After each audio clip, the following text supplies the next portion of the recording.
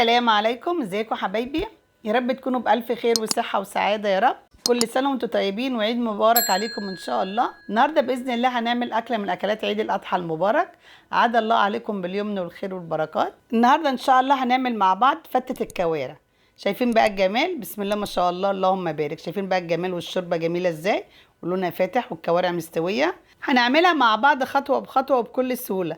ايه رأيكم بقى في الحلاوة والجمال ده؟ دي بقى اكلات عيد الاضحى المبارك جميلة جدا، وهنعملها في البيت بطريقة مميزة جدا وسهلة. وقبل ما نبدأ الطريقة، ما تنسوش اللايك والشير والاشتراك في القناة وتفعيل الجرس ليوصلكم كل جديد. يلا بقى بينا على الطريقة. بسم الله. انا اشتريت الكرع ده كده من عند الجزار، قطعهولي كده قطع صغيرة كده بالشكل ده كده، وهبتدي بقى ننقعه في محلول النقع اللي هو معلقتين كبار ملح، معلقة كبيرة سكر، معلقتين كبار دقيق، معلقتين كبار خل، ليمونه كامله بعصرها كده على المكونات دي. بحب انقع بقى انا الكوارع بالطريقه دي كده، بتدي طبعا ريحه حلوه جدا للكوارع. وبضيف عليها بقى كوبايتين ميه بنفس الكوب ده، وبقلب المكونات دي كده مع بعض. ده المحلول اللي انا هنقع فيه الكوارع. وهحط بقى الكوارع كده في المحلول اللي انا عاملاه ده، وهنقعه كده بتاع ساعتين، وبين فتره والتانيه هفضل اقلب كده. عايزاكم بقى تجربوا الطريقه دي، هتعجبكم جدا وطريقتها سهله جدا. اهم حاجه ننقع الكوارع كده في المحلول ده، عشان طبعا تمنع اي شوائب او اي زفاره من الكوارع بالطريقه دي كده. وبين فتره والتانيه كده هقلب عشان تتنقع كويس جدا في المحلول ده. حلو جدا محلول الكوارع ده. وبعد ساعتين بقى طبعا هصفيها من الميه دي كده واشطفها، وهوريكم لونها كده بعد ما اشطفها واصفيها. هجيب بقى حله وهحط فيها ميه، ورق لوري، وهنضيف كمان قرفه عيدان، وفلفل اسمر حصى، وفلفل اسمر ناعم، وقرنفل، ودوت 7 بهارات. ودي الكوارع بعد ما شطفتها من محلول النقع. شايفين بقى شكلها ابيض ازاي ونضيف. اول ما الميه ما تغلي كده هضيف بقى الكوارع دي، هتاخد صدمه في الشوربه دي، وبعد كده هرمي الميه بتاعتها. اوريكم بقى الميه في الاخر لونها عامل ازاي. هتاخد غلوه كده بتاع 10 دقايق، تنزل بس الريم بتاعها كله. يا ريت يا حبايبي نمشي على الخطوات بالظبط عشان يطلع معاكي الكرع ناجح 100%، وطعمه بيبقى في منتهى الجمال ويستوي زي الزبده كده. بعد بقى ما ضفت بغطيه بقى كده، تاخد غلوه كده وبقلب. بعد بقى ال10 دقايق هطلع الكوارع بقى كده. شايفين بقى الكوارع بتاخد صدمه كده في الشوربه دي، والشوربه دي طبعا انا هرميها عشان لونها غامق. هنعمل بقى شوربه جديده تاني بقى لونها فاتح كده وطعمها في منتهى الجمال. شايفين بقى الكوارع كده معايا جاهزه. الشوربه دي طبعا هتترمى. شايفين لونها عامل ازاي. هجيب حله واضيف فيها معلقه كبيره سمنه بلدي، وده 10 فصوص مستكه بتدي طعم حلو قوي للكوارع، وده فلفل اسمر وحبهان وورق لوري. عايزاكم بقى تجربوا طريقه تسويه الكوارع دي، جميله جدا وبقى ريحتها في منتهى الجمال. وبقلب كده هجيب بقى الكوارع اللي انا واخداها صدمه كده في الشوربه، وهرصها كده في الحله. شايفين بقى الريحه بقى قلبه ريحه الشقه، فعلا جميله وتستحق التجربه.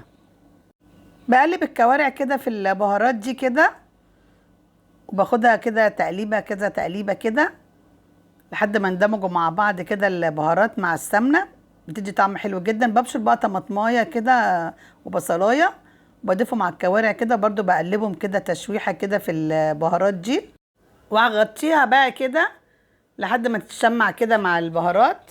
وبين فتره والتانيه كده هقلب بالبصله بقى كده والطماطم والبهارات بتاعتها، وهغطيها كده. بقى معايا الكوارع اتقلبت كويس جدا. هضيف بقى ميه مغليه، ضروري بقى نضيف ميه مغليه. هضيف 2 كاتل من الميه المغليه كده تغطي الكوارع، وهقلب بقى الكوارع كده. شايفين بقى الشوربه جميله ازاي ولونها فاتح. وبين فتره والتانيه كده هرفع بقى الغطا كده واقلب. شايفين بقى جمال الشوربه؟ بسم الله ما شاء الله جميله جدا وريحتها في منتهى الجمال. في المرحله دي بقى هضيف معلقه كبيره سكر. السكر دوت بقى عشان يخلي الكوارع دي تكون زبده وتستوي بسرعه. وهضيف معلقتين كبار ملح، وهقلب كده لحد ما يندمجوا مع بعض والكوارع تاخد الحدوقيه بتاعه الملح. وهسيبها كده واغطيها لحد ما تستوي. هجيب بقى طاسه عشان نعمل التقليه بالصلصه، واضيف فيها معلقه كبيره سمنه، ودي راس توم مفرومه ناعم. هقلبها كده مع السمنه لحد ما التوم كده يدبل معايا ويديني اللون الاصفر الفاتح، ما يغمقش عن كده. في المرحله دي بقى هضيف معلقه كبيره كزبره ناشفه، ونص معلقه كمون ناعم. وهستمر كده في التقليه مع بعضيها، الكزبره والكمون والثوم والسمنه لحد ما يندمجوا مع بعض كده ويصفروا باللون ده. هضيف بقى كده بتاع ربع كوبايه خل، واحده واحده. شايفين بقى الريحه بقى في منتهى الجمال، قلب ريحه الشقه. واول ما يغلوا ويندمجوا مع بعض كده هضيف 3 معالق كبار صلصه جاهزه، وهنضيف كمان معلقه صغيره بابريكا بتدي طعم حلو قوي للصلصه، واضيف معلقه صغيره ملح. وهقلب المكونات دي كده مع بعض. شايفين بقى الجمال والحلاوه، بسم الله ما شاء الله، الصلصه في منتهى الجمال. فعلا اتمنى تجربوها بالطريقه دي. وجبت بقى كيلو طماطم ضربته في الخلاط وصفيته، وهضيفه كده بقى على الصلصه الجميله دي، واقلب بقى كده واسيب بقى الطماطم تتسبك مع الصلصه.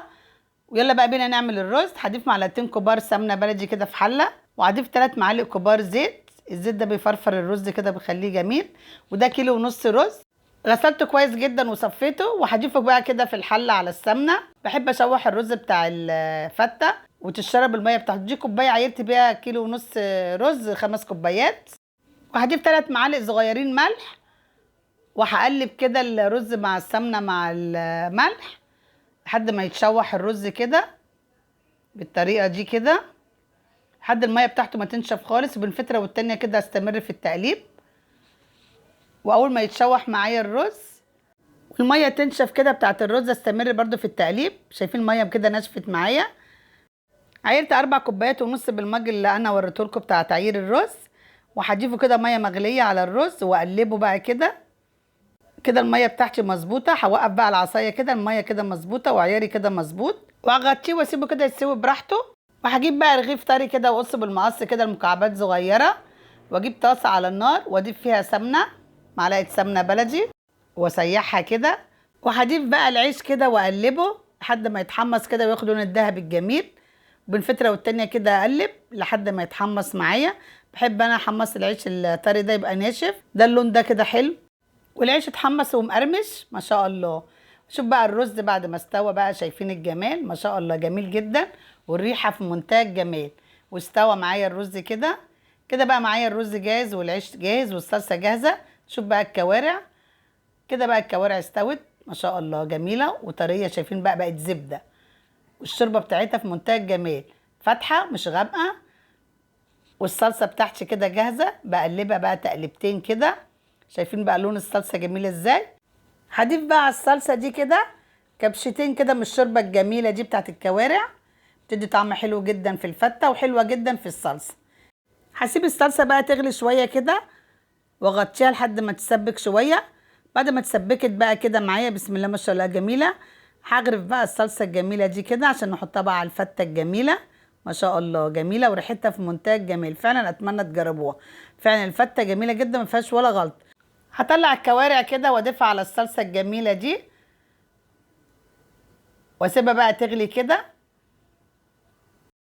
لحد الكوارع كده ما تندمج مع الصلصه كده الجميله دي. واقلبها بقى كده لحد ما تغلي كده كام غلوه مع بعضيها. شايفين الكوارع معايا زبده ما شاء الله، جميله وريحتها في منتهى الجمال. هجيب القالب بقى كده واضيف فيه بقى العيش الناشف اللي انا محمصاه، ممكن تحطي في صينيه المتاح عندي. واجيب بقى معلقتين صلصه كده، الدقه الجميله اللي انا عاملاها دي، واضيفها كده على العيش الناشف واقلبها.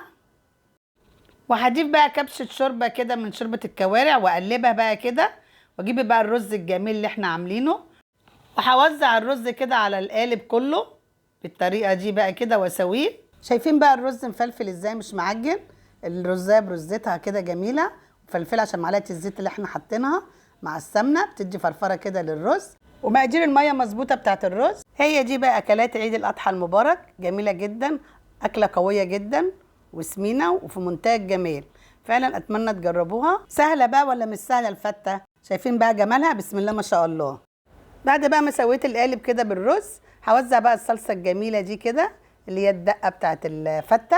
شايفين بقى الجمال والريحه في منتهى الجمال. فعلا اتمنى تجربوها بنفس الطريقه وبنفس الخطوات، وانا واثقه 100% ان هي هتعجبكم ان شاء الله. تقولوا لي ايه رايكم في التعليقات، ولو حضراتكم استفدتوا من الفيديو يا ريت لايك وشير للفيديو. شايفين بقى الكوارع بعد ما اتشربت من الدقه والصلصه الجميله دي، هوزع بقى الكوارع كده فوق الفته. شايفين بقى حبايب الكوارع مستويه ازاي، زبده.